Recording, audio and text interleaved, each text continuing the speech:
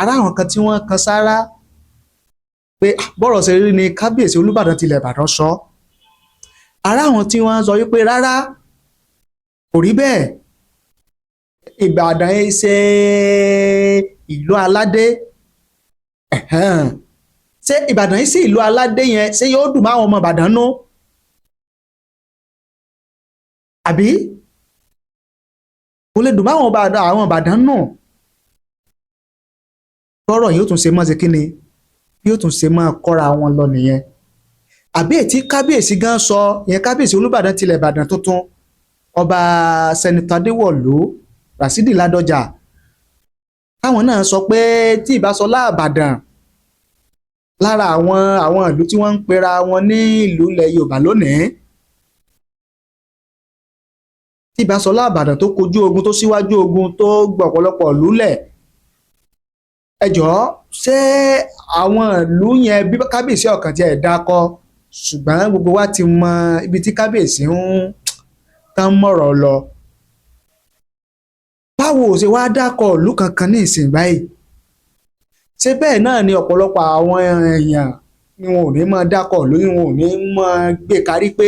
ìlú àwọn ni kábíyèsí Olúbàdàn tilẹ̀ Ìbàdàn ń tọ́ka sí ara àwọn kan tí wọ́n sọ kódà tí ra àwọn kan tí wọ́n ń jáde tí wọ́n jẹ́. ọ̀rọ̀ ẹ̀jẹ̀ nínú ara ó ṣe pàtàkì fún gbogbo ẹ̀dá nítorí pé ìlera òun lòògùn ọrọ̀ ṣètọ́jú ẹ̀jẹ̀ rẹ pẹ̀lú S2 Ultimate Herbal Mixture for the management of high blood pressure. Bí gbogbo ìṣòro ìfúnpá gíga àìróorun sùn kó wá gbígbà gbogbo ìdààmú orí fífọ́ ara yúnyún yóò dùn gbàgbé pátápátá wọ́n sáà ti lo S2 Ultimate Herbal Mixture fún oògùn high blood pressure. Torí pé lọ́wọ́ kan ló máa ń lé ẹ̀jẹ̀ ríru hypertension àìróorun sùn orí fífọ́ jìnnà sí ẹni tó bá lò tẹ̀fẹ̀tẹ̀fẹ̀ egbòogi ìgbàlódé tó fọ ẹ̀jẹ̀ mọ́ tónítóní ní S2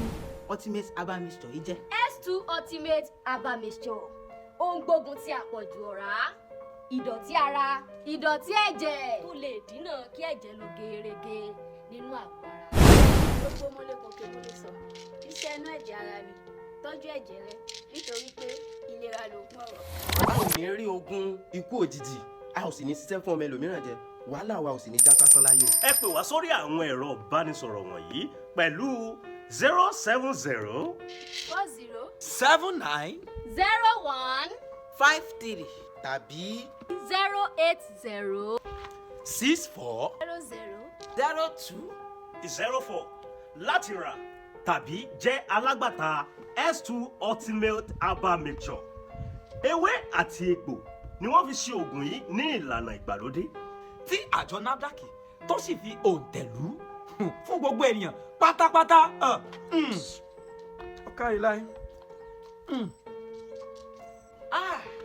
S2 Ultimate Herbal Mixture for the management of high blood pressure it is a gidi gan.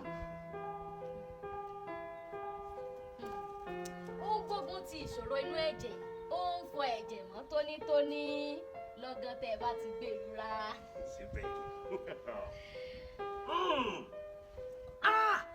S2 Ultimate Herbal Mixture yìí gangan ni dán tí ń já ní ìgbà lọ́wọ́ high blood pressure lọ́gán tí ẹ bá ti gbé ìrora.